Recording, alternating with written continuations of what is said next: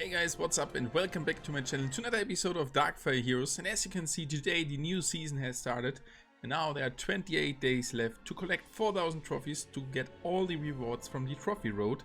And today we want to deeply look at the PvP element Castle, which is the thing on the left side. And Castle Conquest, the goal is to destroy your opponent's castle to win the game. And we want to look which heroes are the best for that mode, so we will go over the tier list and we will see which heroes are the best to use and why they are the best to use. So thank you for tuning in, really appreciate it. And if someone else is new here, feel free to hit that subscribe button and the thumb up if you like the video. So let's start into it and have a look at the tier list. A short disclaimer: this tier list is created by several people there, so it is based on opinions. The opinion for sure can differ from your opinion, as it is difference from my opinion in some parts, but overall it is a really good list. And in this video I need to believe a little bit more on the list, as I'm not an expert for Castle Conquest or the Castle mode, but for these videos which I've seen from the Castle mode from good players, I totally agree to the tier list. So let's start right into it and let's focus on the tier list. In behind you will see some pre-recorded stuff from some clan members, as they are much better at this mode. I have tried it as well, maybe it will be inside of the video. I've won one, I have lost one, but you will see some really nice moves from our teammates and winning against even higher players. So let's start just into the tier list, and here you can see the first ones. For sure we are starting again at S+, going to S, A, B+, B, C, D, E and F. And these are the best heroes you can use for that mode. So let's start with the first one. And the first one is a Leon. And Leon, you can see him there down under me. And he's a really good one to use. And he is so good to use, and he's S+ rating. He's first of all a physical damage dealer. Or he's causing physical damage, but he is a supporting unit. And he's a ranged unit. He's from the element Dark and a common one, so he's quite easy to get, and I have played him on my alt account, the first one, and his ultimate attack is really nice, as he's causing, or he's summoning some ghosts which frighten the enemy, and they're just running around like crazy chickens.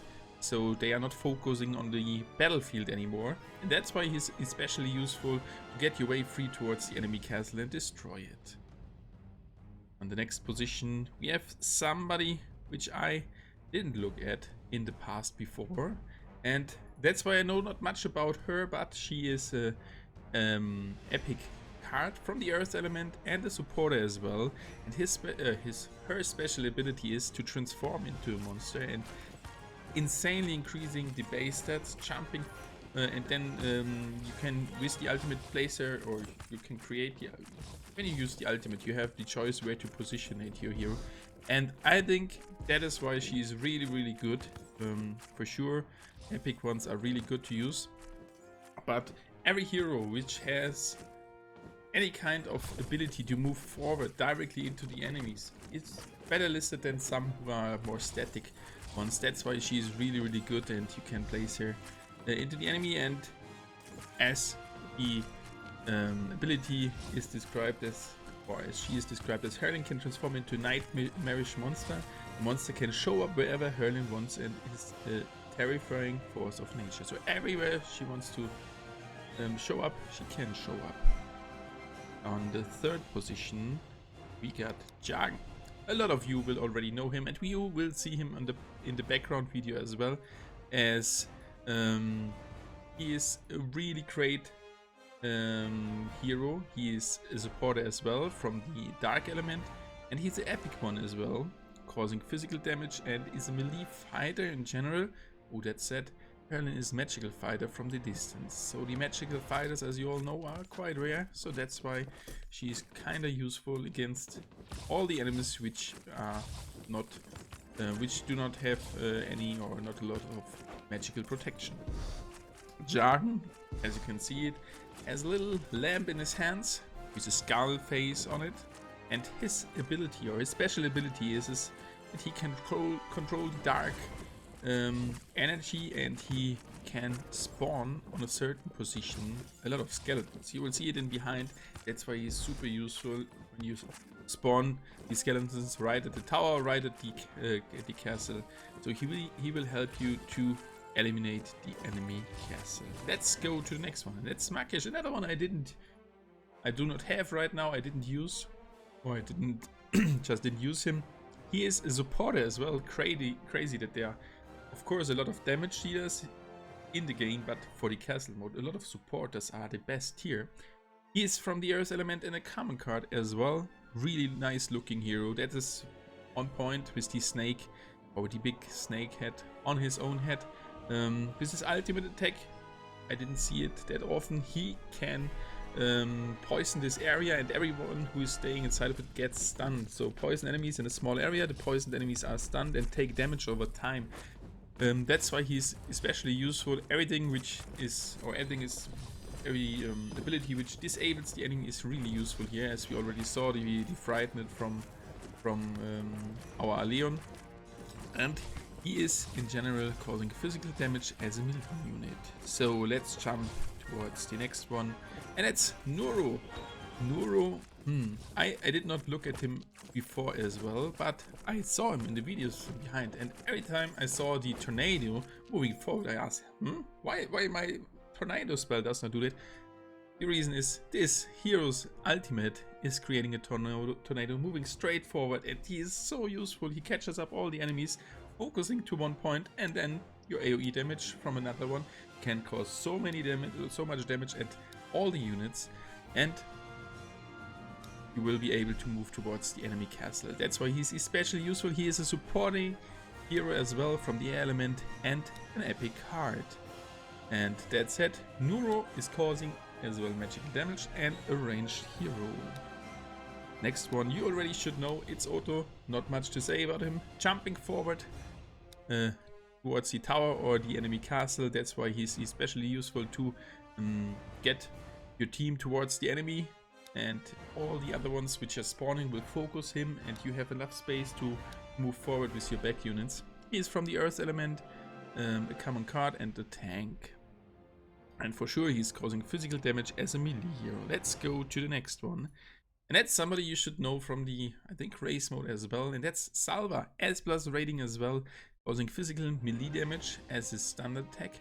Ultimate attack spawns him, or he rushes forward behind the enemy, causing a huge amount of damage. And as I said before, he's in a unit as well, which can move directly towards the enemy castle and tower. So every unit which has abilities to move straight forward in any kind, so he moves towards or behind the enemy unit, they are especially useful here. Here's, as I said last time as well, from the water element, a rare unit, and he is a damage dealer, first damage dealer here. And last but not least, from the S+ rating, that's Hyald, and Hyald is a common card as well. He's a supporting unit and from the air element, causing physical melee damage, or physical damage as a melee unit. And there is a special thing about it, at least that was the reason when I read over all the heroes why he is especially useful here. And he has a 50% chance, if he has under 50% health, he has a chance to freeze the enemy. And the freezing duration will, with his 4 skill, increase the time. But that's the time of his ultimate attack, where he freezes like a blast forward, freezing the enemies in his direction. So he has a huge crowd control ability, which helps him to get, or which helps you to get control over the enemy heroes. And if you combine this with the tornado from Nuro, that is incredibly crazy how long the enemy is disabled. So you can cause a freezing spell, Hyald's ability, Nuro's ability, and clean up with any AoE damage. The enemy will take so much damage and is disabled for such a long time that you have enough free space to move towards the enemy castle. Coming to the next one, and that's Elsie, the little strong girl. We already know her from last time, and as you know, she is from the Earth element, epic card, and a damage dealer as well. And as we last time saw, she can storm straight towards the enemy tower, causing a lot of damage and causing with her normal attack AoE damage. That's why she is S rating, not S+, as she is a little bit worse than the other ones. From my personal opinion, she's still a real beast inside of this mode. Physical damage and a melee unit, as I already said. Coming to Mala, you already should know her as well, causing fire damage. She's from the fire element. A rare card and a damage dealer as well. Magical damage, really important, with range of 420, so a little bit smaller than the other ones, but still a ranged hero. And she's causing fire damage in a straight line, so that's a good combination, as I said before, to clean up the enemy heroes when you have used the freezing spell, the UL ultimate attack, the tornado from our Neuro, and then maybe clean up with Mala. I'm not sure if that is a realistic circumstance, but she is doing incredibly good damage from the magical attack type, and that's why she's really helpful. These are the best heroes, so they are definitely the best to use here. Coming now to the next one, which are still good, but the other ones are just better. And the crazy thing is, only 2 are rated as A, so the gap between SS plus and B plus is a little bit larger than at the other heroes. So you have their Deer and Lynx causing physical as well as magical damage, both melee units, still an A rating. Adeline, Erio, Ellen and Rihanna as a B plus, so still really useful here, but not the best to use, and especially Adeline is quite easy to get, and she's causing good amounts of damage towards the enemy tower. That's why she's quite good here as well. And depending on your game status, you simply don't have all the epic heroes, especially these ones which get released at a higher level. I think Helen is released at level 23, so from the S plus rating you will not have her until a certain time in the game.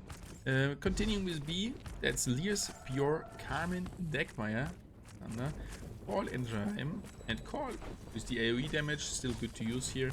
Epic card, hard to get, only for purchase, or when there will be a special event where you can receive him. Most of them melee damage, but Adeline area, as you can see, some range here as well. And I think in this mode it's quite good to have good basic solid front line and some damage dealers from the back line with the distance damage. Getting to C, so these heroes are not that good to use, and you should use other ones, the better listed ones. So we have here Cruzo, Isepe, Ivan, Liang, Mingzu, Montes, Niena. So Niena, I'm using her there. Not a good decision. Even she's causing a lot of damage, but against the enemy heroes often she does not simply do enough damage. From my point of view, she's a little bit better than Z, but that's just my opinion. Gigi, Zephine, Sun, Sasha and Fenna. And as you can see, my opinion is only based that I have collected several heroes and leveled up. So I cannot have the correct opinion here, as I don't know all the heroes. Therefore, this list is really helpful for me, and I have built my team for the race from the tier list. So these heroes with the C rating. Coming to the next one, that's the D rating. They are even worse than the other ones. Lorenzo, Diane, Eremi, Jabbar, Gentric, Jose, Raul, Tony, Vargal, Vana, Yera, and Ilga. Even Yera has a crowd control a little bit. She's not that helpful to use here. But all that said, if she has a quite high level and she's causing much more damage than your other ones, they are which are S plus rated, maybe it's still worth to use her. Just depending on the amount of power. Coming now to the 2 last groups, E and F. So these are the worst to use in this mode. With Leovani, Kromon, Karen, Kare, Luc, Manuel, Metus, Filippo, Sashi, Aul, Beza, Imani, Hagen, Marte, Raibert, Tonio, and Stau.